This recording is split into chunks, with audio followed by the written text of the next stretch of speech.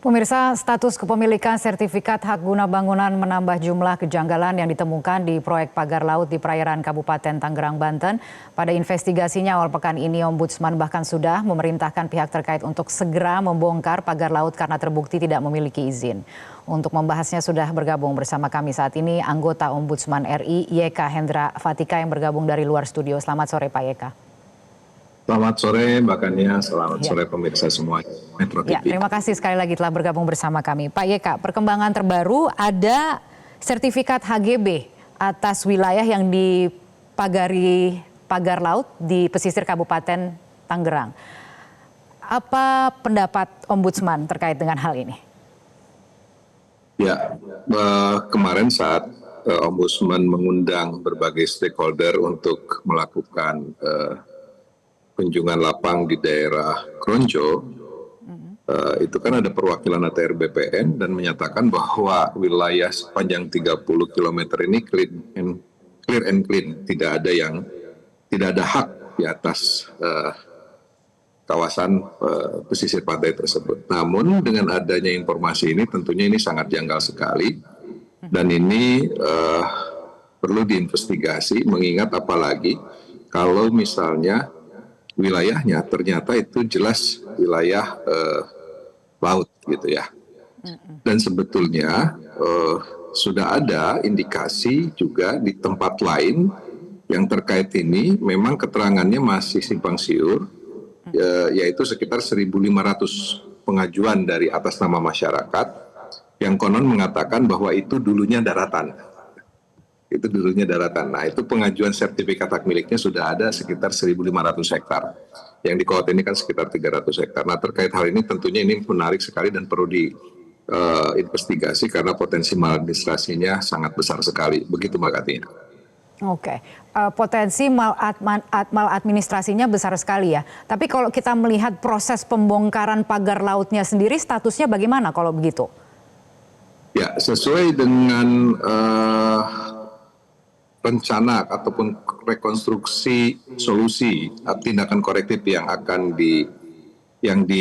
digagas oleh Ombudsman, memang pagar laut ini karena tidak berizin ya harus dibongkar. Jadi saya memberikan apresiasi yang sebesar-besarnya kepada KKP dan kepada Kasal bahwa pembongkaran ini dapat dilakukan secepat mungkin, sesegera mungkin tanpa waktu menunggu 20 hari. Mengapa? Karena berdasarkan peninjauan kami bahwa dengan adanya pagar ini nelayan sangat dirugikan sekali, sehingga saran dari Ombudsman itu adalah bagaimana agar segera pagar ini segera dicabut agar nelayan bisa beraktivitas normal seperti semula. Begitu Mbak Kania. Oke, nah artinya tidak perlu menunggu proses investigasi selesai terlebih dahulu. Ini terkait, ini kan ada fakta atau perkembangan yang mungkin saling melengkapi, mungkin juga tidak begitu ya. Kalau melihat yang terakhir ini ada soal sertifikasi HGB yang kemudian juga sudah dibenarkan begitu oleh Menteri ATR BPN begitu ya. Ternyata ditemukan begitu ya, ada sertifikasi HGB dan ini persis sekali memang terkait dengan area yang dipagari, yang dipersoalkan gitu ya. Sudah hampir berapa hari kebelakangan ini begitu yang ternyata kemudian ditemukan ada sertifikasi HGB-nya begitu atas nama 2 PT dan juga perseorangan. Nah, artinya investigasi yang dilakukan harus sampai dengan sejauh mana begitu? Mbak Kania, ada investigasi yang dilakukan oleh Ombudsman saat ini sedang berjalan. Ada juga yang diinvestigasi juga yang dilakukan oleh berbagai kementerian terkait persoalan pagar laut ini. KKP juga sedang melakukan investigasi. Kementerian Lingkungan Hidup juga sudah melakukan investigasi, termasuk juga ATR BPN juga sekarang sedang proses investigasi tadi seperti yang disampaikan oleh Pak Menterinya. Nah, oleh karena itu investigasi ini tentu harus bermuara kemana. Nah, saat ini prioritas pertama kalau investigasi yang dilakukan oleh Ombudsman adalah harapannya agar pelayanan publik yang terganggu. Jadi dengan adanya dicabut, ini berarti nelayan bisa melaut kembali. Adapun untuk mengusut siapa dalang di balik ini, tentu ini merupakan suatu keharusan. Namun demikian, itu bukan ranahnya Ombudsman. Karena apa? Karena potensi pidananya tinggi sekali. Mengapa? Karena tidak ada AMDAL, bukan juga tidak ada izin, sehingga di situ berarti ilegal. Nah kalau ilegal berarti kan pidana. Kalau pidana berarti yang berwenang di situ melakukan investigasi adalah KKP dan aparat penegak hukum. Namun demikian, Mbak Kania, tidaklah terlalu sulit kalau memang pemerintah mau melakukan secara serius untuk mengusut secara tuntas siapa yang melakukan pembangunan pagar tersebut. Mengingat apa? Ombudsman pun sudah memiliki catatan-catatan siapa saja yang berperan di sana, nah tinggal didalami saja. Gitu kan, sesuai dengan tugas, fungsi, dan kewenangan dari masing-masing lembaga ini. Begitu Mbak Kania. Ya, tapi aspek maladministrasinya, pemasangan pagar laut itu kan berarti masih dalam ranahnya ombudsman berarti ya? Atau tidak? Ya, Mbak Kania, maksudnya begini, kalau di dalam maladministrasinya itu, kalau di ombudsman itu konstruksinya begini. Dinas Kelautan Perikanan Provinsi Banten memiliki fungsi dan kewenangan dalam rangka pengawasan pemanfaatan wilayah laut. Nah, Ombudsman mendalilkan karena pengawasan tidak dilakukan, akhirnya pembangunan pagar ini merajalela seperti sekarang, ugal-ugalan. Nah, jadi potensi maladministrasinya karena Dinas Kelautan Perikanan ya diduga melakukan pengabaian dalam melakukan fungsi pengawasan pemanfaatan wilayah laut.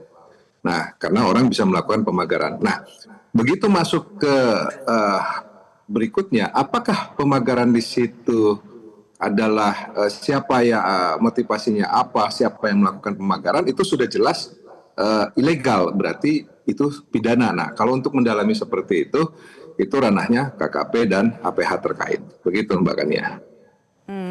Oke, jadi kalau dari ombudsman lebih ke pengawasan terhadap pembangunan dari pagar tersebut, begitu ya.